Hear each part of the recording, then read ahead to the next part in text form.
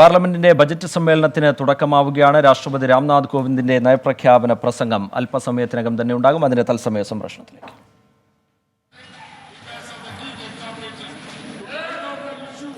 Please take your seat. माननीय सदस्यगण, corona virus से उत्पन्न वैश्विक महामारी का यह तीसरा वर्ष है। इस दौरान हमने भारत के लोगों की लोकतांत्रिक मूल्यों में अगाध आस्था, अनुशासन और कर्तव्यपरायणता को और मजबूत होते देखा है। आज जब भारत अपनी आज़ादी के 75 वर्ष पर अमृत महोत्सव मना रहा है, तब प्रत्येक भारतवासी की यह संकल्प शक्ति भारत के उज्जवल भविष्य के लिए असीम विश्वास पैदा करती है। इसी विश्वास के साथ मैं संसद भवन के इस ऐतिहासिक सेंट्रल हॉल से प्रत्येक भारतवासी का अभिनंदन करता हूँ। मैं आज संसद के इस समवेत सत्र में देश के उन लाखों स्वाधीनता सेनानियों को नमन करता हूँ जिन्होंने अपने कर्तव्यों को सर्वोच्च प्राथमिकता दी और भारत को उसके अधिकार दिलाए। आज़ादी के इन 75 वर्षों में देश की विकास यात्रा में अपना योगदान देने वाले सभी महानुभावों का भी मैं श्रद्धापूर्वक स्मरण करता हूँ। अमृत महोत्सव के इस कालखंड में देश की महान विभूतियों से जुड़े विशेष अवसर भी सभी देशवासियों को प्रेरणा दे रहे हैं। गुरु तेग बहादुर जी का 400वां प्रकाश वर्ष पर्व, श्री अरविंदो की 150वीं जन्म जयंती, V.O. चिदम्बरम पिल्लई का 150वां जन्म वर्ष और नेताजी सुभाष चंद्र बोस की 125वीं जन्म जयंती जैसे पुण्य अवसरों को मेरी सरकार पूरी भव्यता के साथ मना रही है। सरकार ने इस वर्ष से गणतंत्र दिवस समारोह को नेताजी की जयंती पर 23 जनवरी से ही मनाने की शुरुआत की है। मेरी सरकार मानती है कि अतीत को याद रखना तथा उससे सीख लेना देश के सुरक्षित भविष्य के लिए बहुत ही जरूरी है। साहिबजादों के बलिदान की स्मृति में 26 दिसंबर को वीर बाल दिवस की घोषणा एवं 14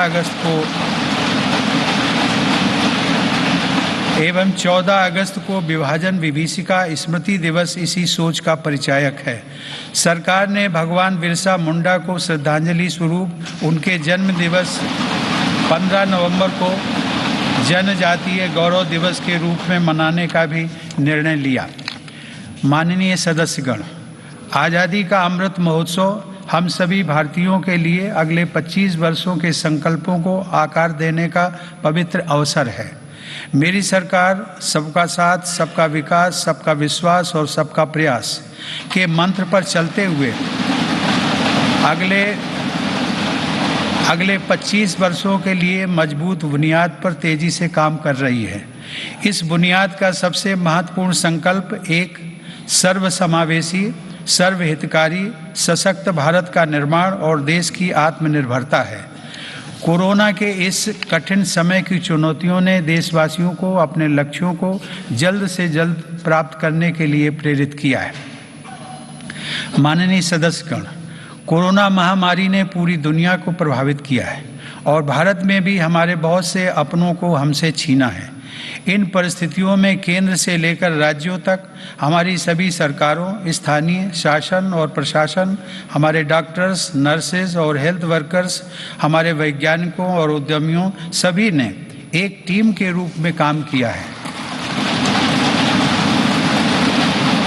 सरकार और नागरिकों के बीच यह परस्पर विश्वास, समन्वय और सहयोग लोकतंत्र की ताकत का अभूतपूर्ण उदाहरण है। इसके लिए मैं देश के प्रत्येक हेल्थ और फ्रंट लाइन वर्कर का, हर देशवासी का अभिनंदन करता हूँ। कोविड-19 के खिलाफ इस लड़ाई में भारत के सामर्थ्य का प्रमाण कोविड वैक्सीनेशन प्रोग्राम में नजर आया है। हमने 1 साल से भी कम समय में 150 करोड़ से भी ज़्यादा वैक्सीन डोज लगाने का रिकॉर्ड पार किया है। आज हम पूरी दुनिया में सबसे ज़्यादा वैक्सीन डोज देने वाले अग्रणी देशों में से एक हैं।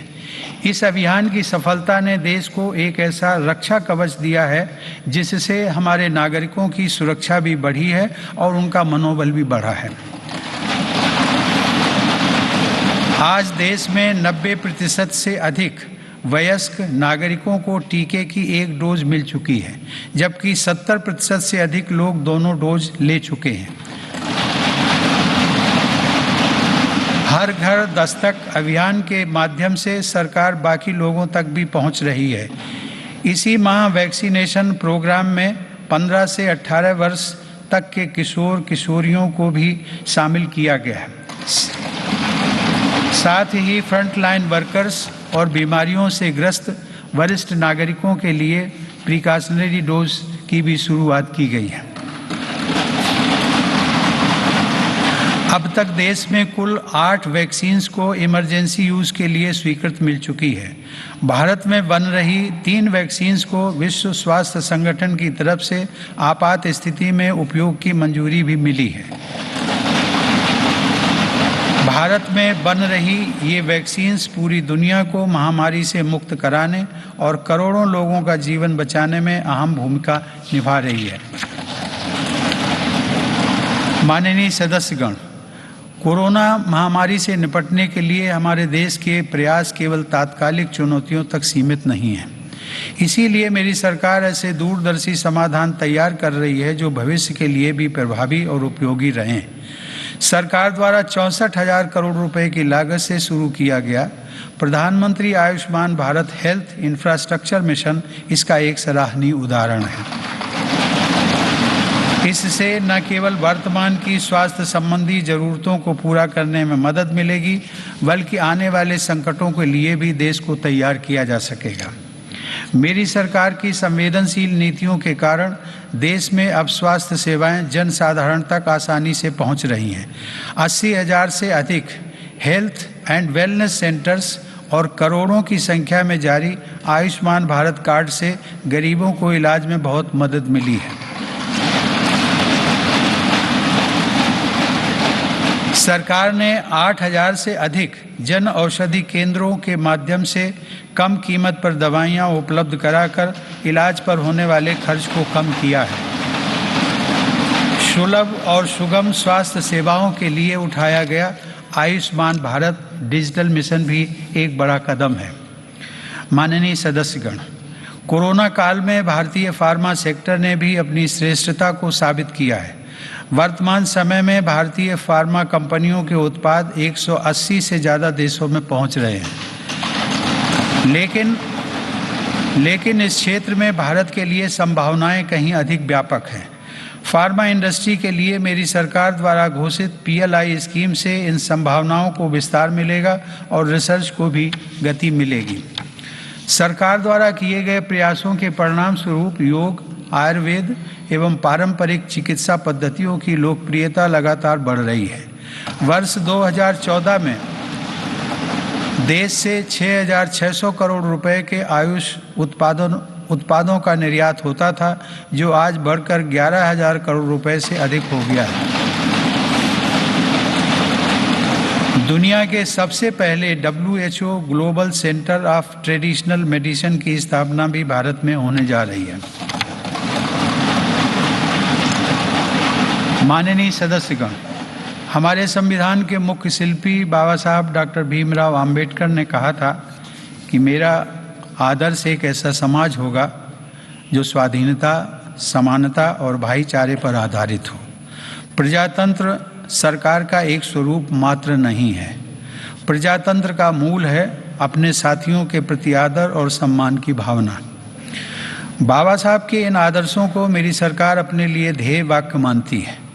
मेरी सरकार की आस्था अंत्योदय के मूल मंत्र में है, जिसमें सामाजिक न्याय भी हो, समानता भी हो, सम्मान भी हो और समान अवसर भी हो। इसीलिए आज सरकार की नीतियों में गांव, गरीब, पिछड़े, अनुसूचित जाति एवं जनजातियों को सर्वोच्च प्राथमिकता दी जा रही है।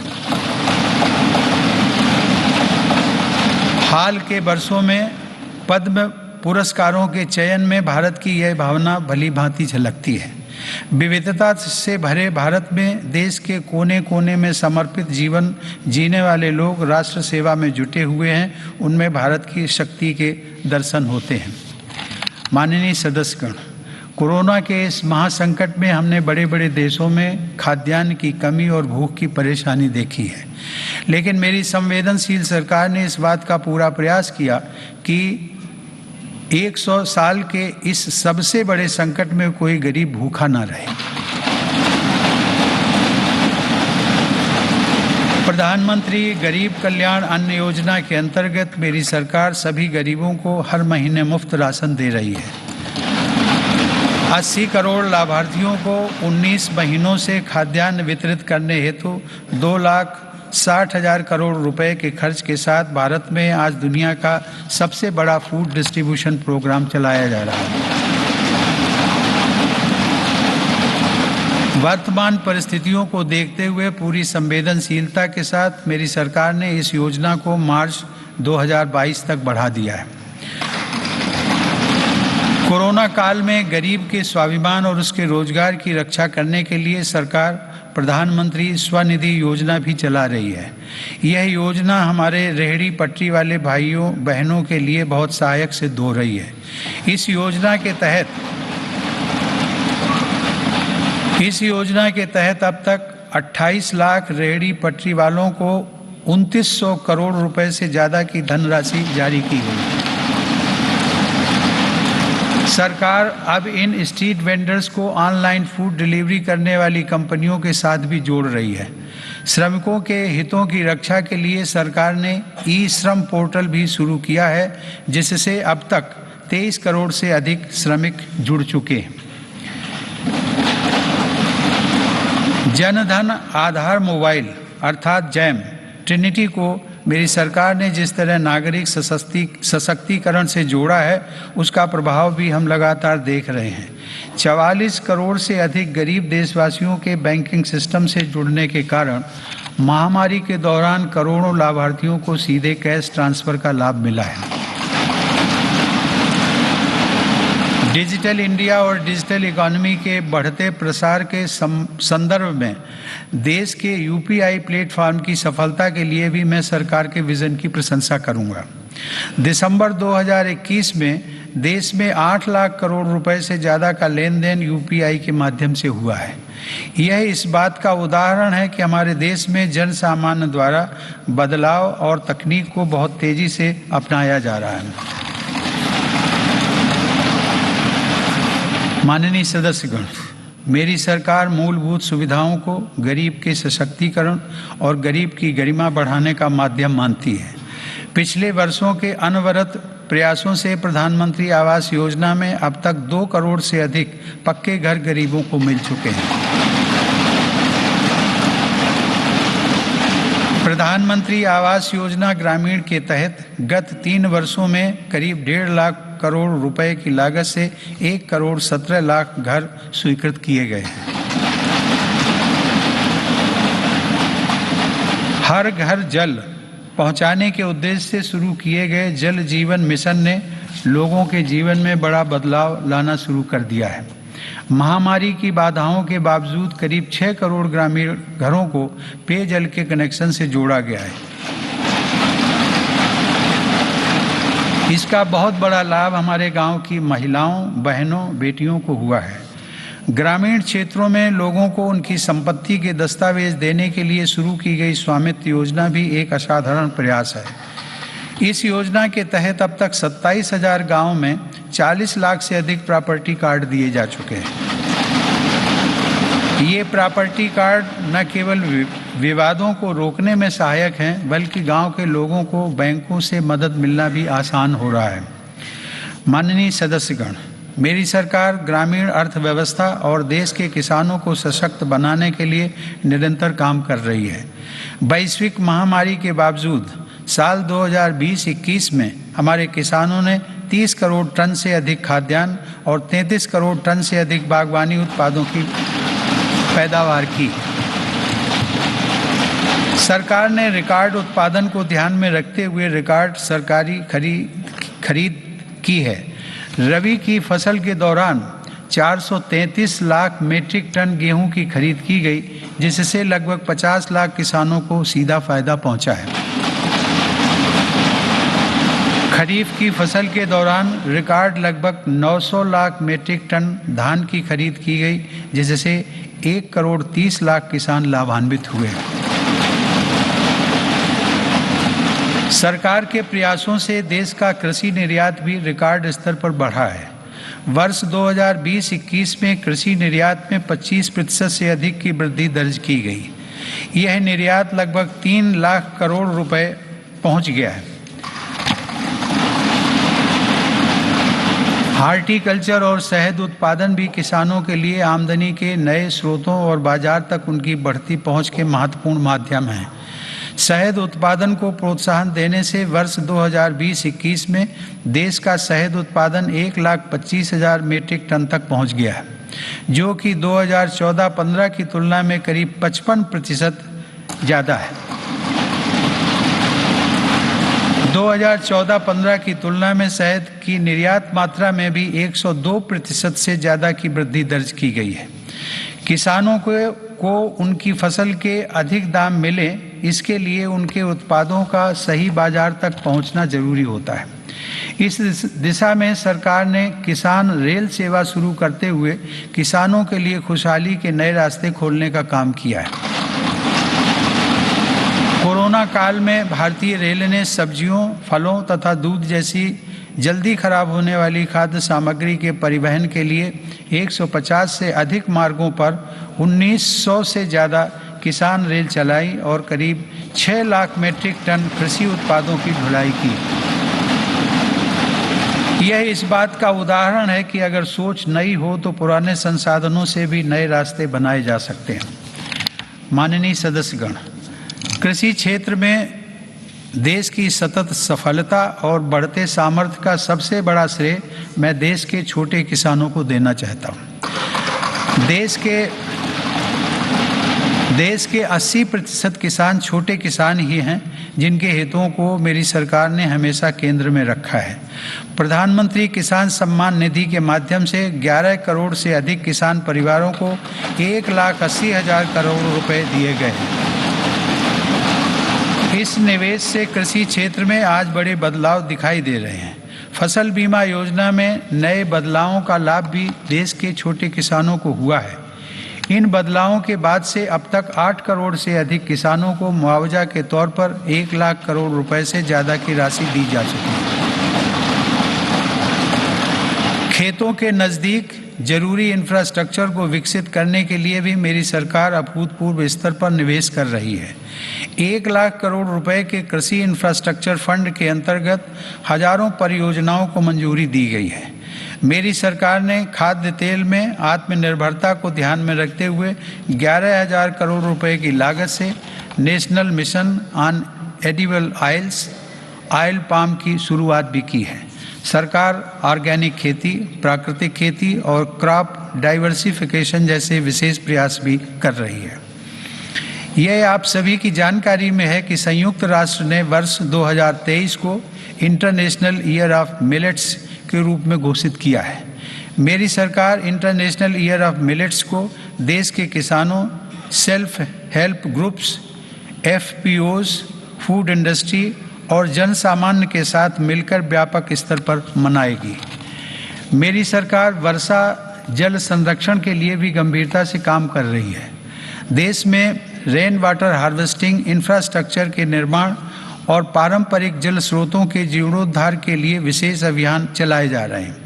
प्रधानमंत्री कृषि सिंचाई योजना के तहत विभिन्न परियोजनाओं और अटल भू जल योजना की मदद से देश में 64 लाख हेक्टेयर सिंचाई क्षमता विकसित की गई है। नदियों को आपस में जोड़ने की योजनाओं पर भी सरकार ने काम आगे बढ़ाया है। हाल ही में 45,000 करोड़ रुपए की लागत से पूरी होने वाली केन बेतवा लिंक परियोजना को भी स्वीकृति दी गई है। यह परियोजना बुंदेलखंड में पानी की चुनौतियों को समाप्त करने में सहायक होगी।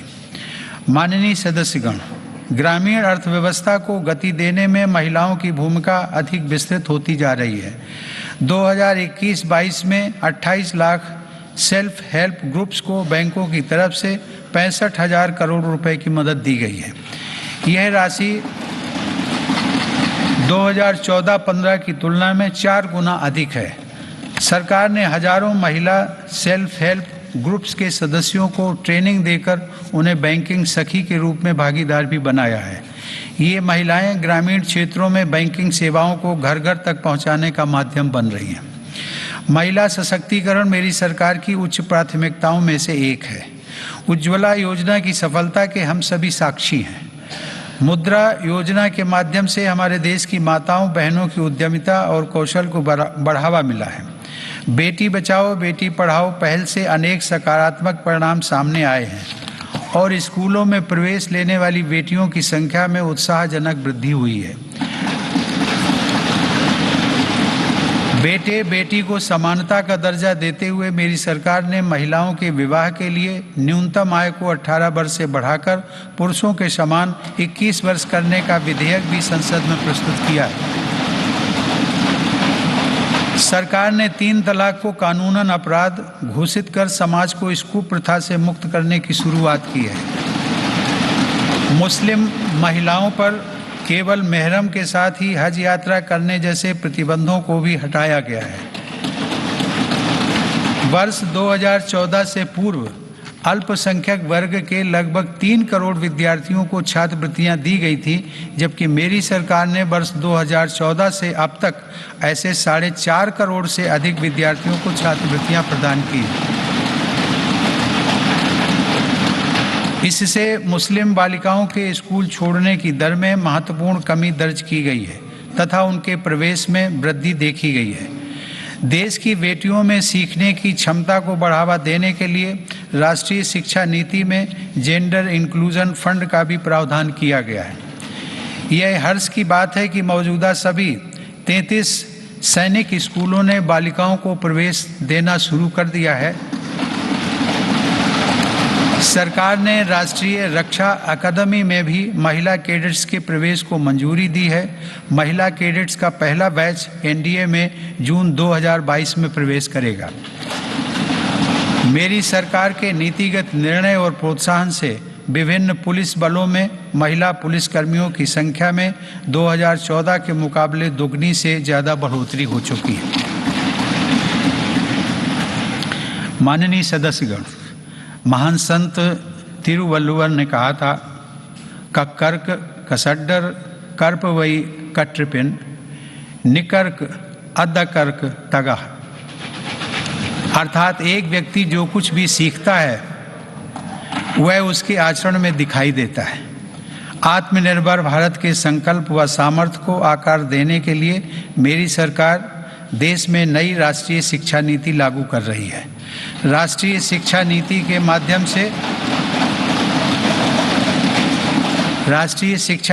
माध्यम से स्थानीय भाषाओं को भी प्रोत्साहित किया जा रहा है। स्नातक पाठ्यक्रमों की महत्वपूर्ण प्रवेश परीक्षाएं भारतीय भाषाओं में भी संचालित करने पर जोर दिया जा रहा है।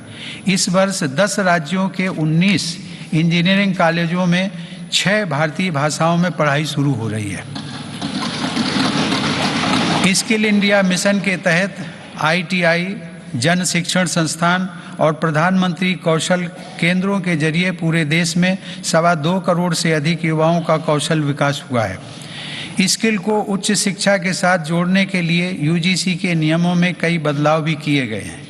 कोरोना से लड़ाई के लिए स्किल इंडिया मिशन के तहत हेल्थ केयर से जुड़े 6 विशेष प्रशिक्षण कार्यक्रम शुरू किए गए। इनसे हेल्थ केयर सेक्टर को मदद मिल रही है। सरकार द्वारा जनजातीय युवाओं की शिक्षा के लिए हर आदिवासी बहुल ब्लॉक तथा एकलव्य आवासीय मॉडल स्कूल के विस्तार का काम किया जा रहा है। ये स्कूल लगभग 3.5 लाख जनजातीय युवाओं को सशक्त बनाएंगे। माननीय सदस्यगण, टोक्यो ओलंपिक के दौरान हम सभी ने भारत की युवा शक्ति की क्षमताओं को देखा है। इस अंतर्राष्ट्रीय प्रतिस्पर्धा में अब तक का बेहतरीन प्रदर्शन करते हुए भारत ने 7 मेडल जीते। टोक्यो पैरा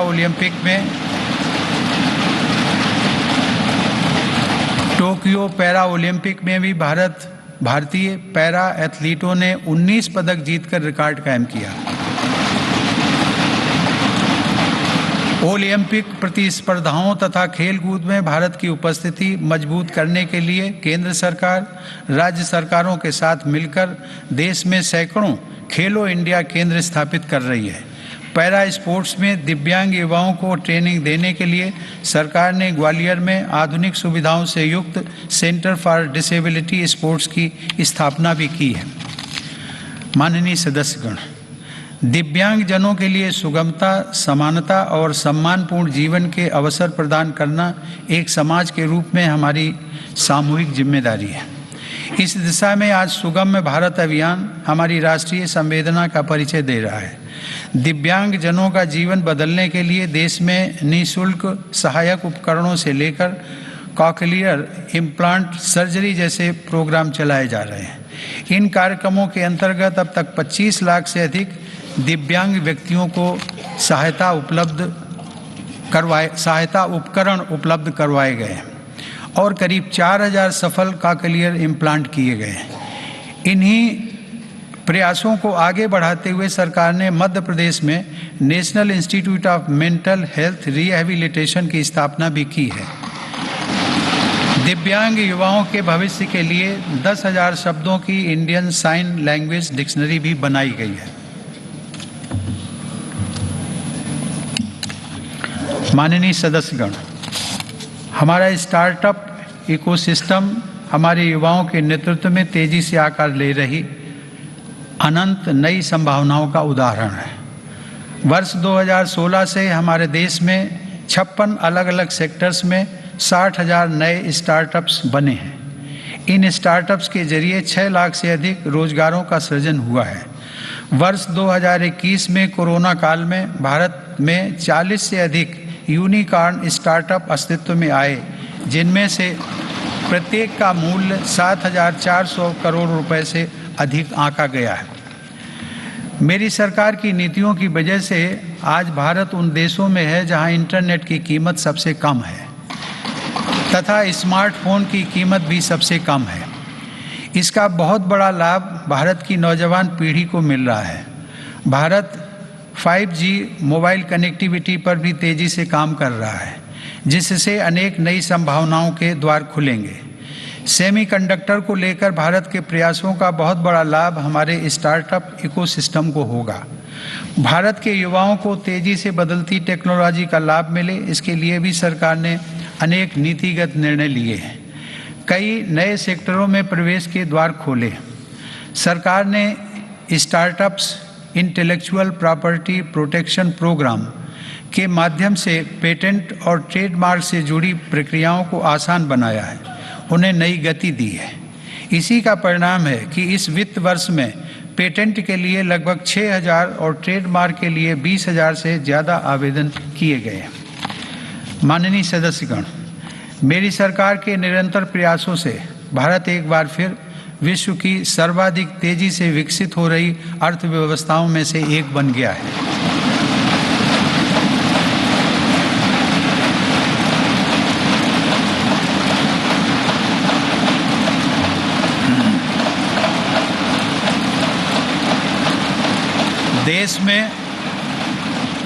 देश में जीएसटी कलेक्शन पिछले कई महीनों से निरंतर 1 लाख करोड़ रुपए से ऊपर बना हुआ है। इस वित्त वर्ष के पहले 7 महीनों में 48 बिलियन डॉलर का विदेशी निवेश आना इस बात का प्रमाण है कि अंतर्राष्ट्रीय निवेशक भारत के विकास को लेकर बहुत आश्वस्त हैं। भारत का विदेशी मुद्रा भंडार भी इस समय 630 बिलियन डॉलर से ऊपर है। हमारा निर्यात भी तेजी से बढ़ रहा है और पिछले रिकॉर्ड टूट रहे हैं। 2021 में अप्रैल से दिसंबर के दौरान भारत का गुड्स निर्यात लगभग 300 बिलियन डॉलर यानी 22 लाख करोड़ रुपए से अधिक रहा है, जो कि 2020 की इसी अवधि की तुलना में 1.5 गुना ज़्यादा है।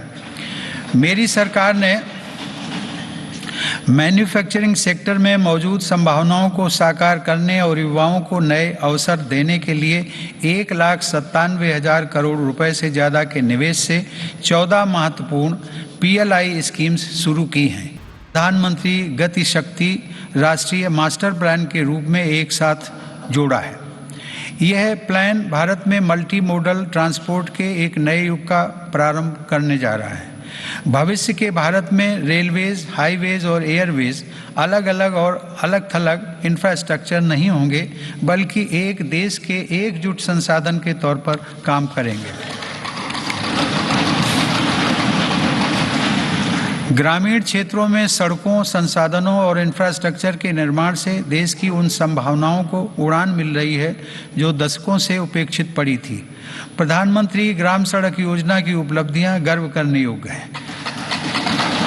वर्ष 2020-21 में ग्रामीण इलाकों में 100 किलोमीटर प्रतिदिन से अधिक की रफ्तार से 36,500 किलोमीटर सड़कें बनाई गई हैं और हजारों रिहायशी क्षेत्रों को ऑल वेदर रोड कनेक्टिविटी से जोड़ा गया है। आज देश के नेशनल हाईवेज भी पूरब से पश्चिम और उत्तर से दक्षिण पूरे देश को एक साथ जोड़ रहे हैं। मार्च 2014 में हमारे देश में राष्ट्रीय राजमार्गों की कुल लंबाई 90,000 किलोमीटर थी, जबकि आज उनकी लंबाई बढ़कर 1,40,000 किलोमीटर से अधिक हो गई है। भारतमाला परियोजना के अंतर्गत लगभग 6 लाख करोड़ रुपए की लागत से 20,000 किलोमीटर से अधिक लंबाई के राजमार्गों पर काम किया जा रहा है। इनमें 23 ग्रीन एक्सप्रेसवेज और ग्रीन फील्ड कॉरिडोर्स का विकास भी शामिल है। दिल्ली मुंबई एक्सप्रेस वे भी पूरा होने के करीब है, जो कि भारत का सबसे लंबा और सबसे तेज एक्सप्रेस वे होगा। मेरी सरकार को पंढरपुर तीर्थ को जोड़ने वाले संत ज्ञानेश्वर मार्ग और संत तुकाराम पालकी मार्ग के चौड़ीकरण का काम शुरू करने का सौभाग्य भी मिला है। देश में आधुनिक इंफ्रास्ट्रक्चर के विकास से आज जहां एक ओर विकास के नए रास्ते खुल रहे हैं, तो वहीं दूसरी ओर इससे देश की सुरक्षा को भी नई ताकत मिल रही है। बॉर्डर रोड्स ऑर्गेनाइजेशन (BRO) ने लद्दाख में उमलिंग ला दर्रा पर 19,000 फीट की ऊंचाई पर विश्व की सबसे ऊंची परिवहन योग्य सड़क का निर्माण किया है। लद्दाख के देमचोक, उत्तराखंड के जोलिंगकोंग और अरुणाचल प्रदेश के हुरी जैसे सर्वाधिक दूरस्थ गांवों को भी आधुनिक सड़कों से जोड़ा गया है। मेरी सरकार भारतीय रेलवे का भी तेज गति से आधुनिकीकरण कर रही है। नई वंदे भारत ट्रेनें तथा नए विस्टाडोम कोच भारतीय रेल की आभा में वृद्धि कर रहे हैं। बीते 7 वर्षों में 24,000 किलोमीटर रेलवे रूट का विद्युतीकरण हुआ है। नई रेलवे लाइंस बिछाने और दोहरीकरण का काम भी तेज गति से जारी है। गुजरात में गांधीनगर रेलवे स्टेशन और मध्य प्रदेश में रानी कमलापति रेलवे स्टेशन आज आधुनिक भारत की नई तस्वीर के रूप में सामने आए हैं।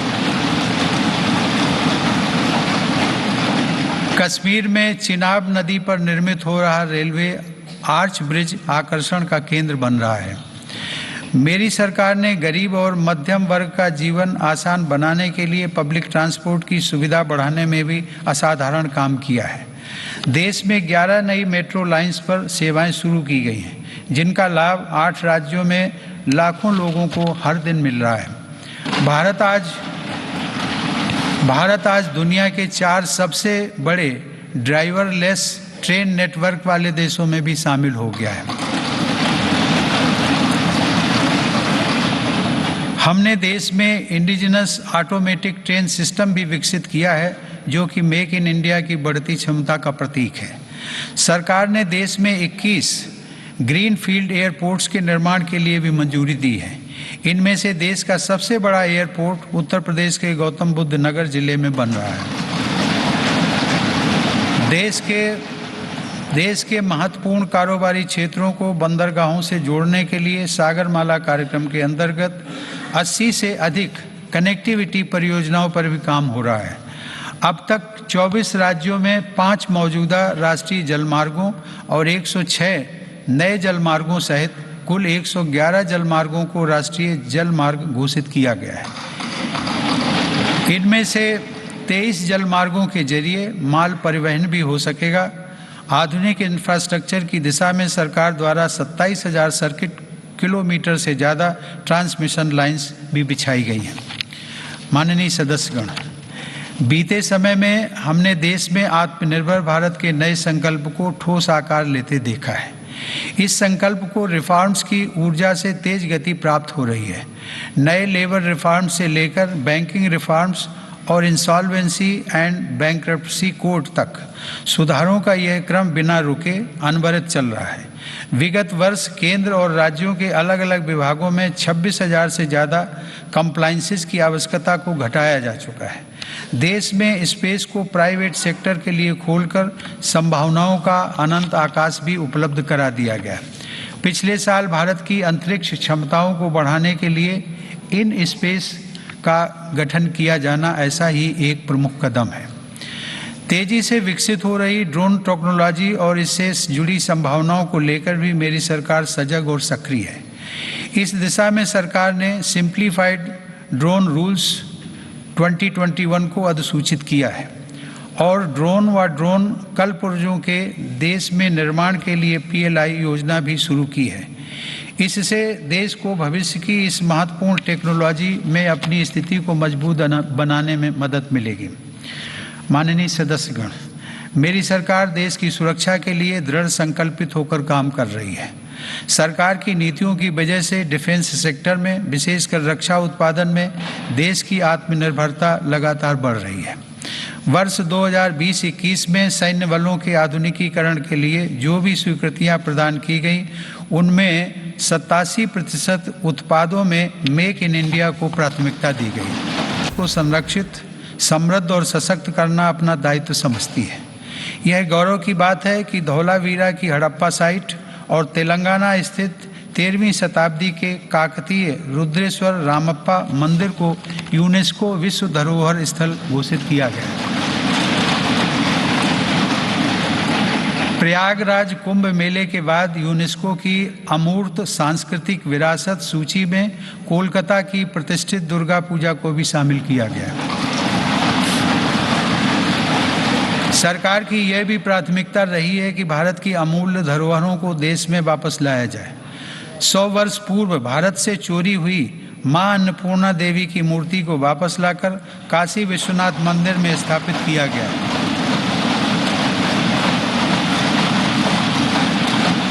दुनिया के अलग अलग देशों से ऐसी ही कई ऐतिहासिक धरोहरें आज भारत में वापस लाई जा रही हैं। हम सब जानते हैं कि विरासत और पर्यटन का एक दूसरे से गहरा नाता है। इसीलिए आज एक और भारत की आध्यात्मिक विरासत को फिर से जीवंत किया जा रहा है, तो साथ ही तीर्थयात्रियों और पर्यटकों के लिए आधुनिक सुविधाएं और इंफ्रास्ट्रक्चर का विकास भी हो रहा है। मेरी सरकार की स्वदेश दर्शन एवं प्रसाद योजनाएं इसमें बड़ी भूमिका निभा रही हैं। गोवा के 60वें मुक्ति दिवस के अवसर पर फोर्ट अगुआडा जेल परिसर में स्मारक का जीर्णोद्धार करके उसका उद्घाटन किया गया है। यह गोवा मुक्ति संग्राम के सेनानियों के अविस्मरणीय संघर्षों का स्मारक है। माननीय सदस्यगण, आज़ादी के अमृतकाल में एक भारत श्रेष्ठ भारत के हमारे संकल्प के आधार पर आज लोकतांत्रिक मूल्यों के साथ विकास के नए अध्याय लिखे जा रहे हैं। जो राज्य और क्षेत्र उपेक्षित छूट गए थे, आज देश उनके लिए विशेष प्रयास कर रहा है। जम्मू कश्मीर और लद्दाख क्षेत्र में विकास के नए युग का आरंभ इसका एक बड़ा उदाहरण है। मेरी सरकार ने जम्मू कश्मीर के औद्योगिक विकास के लिए लगभग 28,000 करोड़ रुपए की लागत से नई सेंट्रल सेक्टर स्कीम शुरू की है। पिछले वर्ष काजीगुंड वनिहाल सुरंग को भी यातायात के लिए खोल दिया गया है। श्रीनगर से शारजाह तक की अंतर्राष्ट्रीय उड़ानें भी शुरू हो गई हैं। जम्मू कश्मीर के लोगों को शिक्षा, स्वास्थ्य और रोजगार के बेहतर अवसर प्रदान करने के लिए अनेक महत्वपूर्ण कदम उठाए गए हैं। इस समय वहां 7 मेडिकल कॉलेजों के अलावा 2 एम्स का कार्य प्रगति पर है, जिनमें से एक एम्स जम्मू में और एक कश्मीर में है। IIT जम्मू और IIM जम्मू का निर्माण कार्य भी तेजी से चल रहा है। लद्दाख संघ राज्य क्षेत्र में इंफ्रास्ट्रक्चर और आर्थिक विकास को तेजी से आगे बढ़ाने के लिए सिंधु इंफ्रास्ट्रक्चर डेवलपमेंट कॉरपोरेशन की स्थापना की गई है। लद्दाख की इस विकास यात्रा में एक और उपलब्धि सिंधु सेंट्रल यूनिवर्सिटी के रूप में जुड़ रही है। माननीय सदस्यगण, मेरी सरकार पूर्वोत्तर के सभी राज्यों अरुणाचल प्रदेश, असम, मणिपुर, मेघालय, मिजोरम, नागालैंड, सिक्किम और त्रिपुरा के सतत विकास के लिए प्रतिबद्ध है। इन राज्यों में हर स्तर पर बुनियादी और आर्थिक अवसरों का विकास किया जा रहा है। रेल और हवाई कनेक्टिविटी जैसी सुविधाओं का सपना पूर्वोत्तर के लोगों के लिए अब साकार हो रहा है। यह देश के लिए गर्व का विषय है कि पूर्वोत्तर राज्यों की सभी राजधानियां मेरी सरकार के प्रयास से अब रेलवे के नक्शे पर आ रही हैं।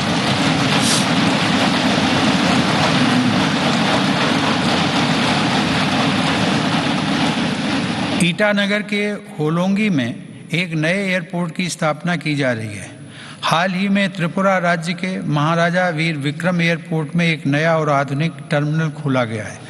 पूर्वोत्तर का यह विकास भारत की विकास यात्रा का एक स्वर्णिम अध्याय सिद्ध होगा। कुछ दिन पहले ही 21 जनवरी को मेघालय, मणिपुर और त्रिपुरा की स्थापना के 50 साल पूरे हुए हैं। आज़ादी के 75 साल पूरे होने के साथ इन राज्यों की यात्रा भी हमें विकास के नए संकल्पों के लिए प्रेरित कर रही है।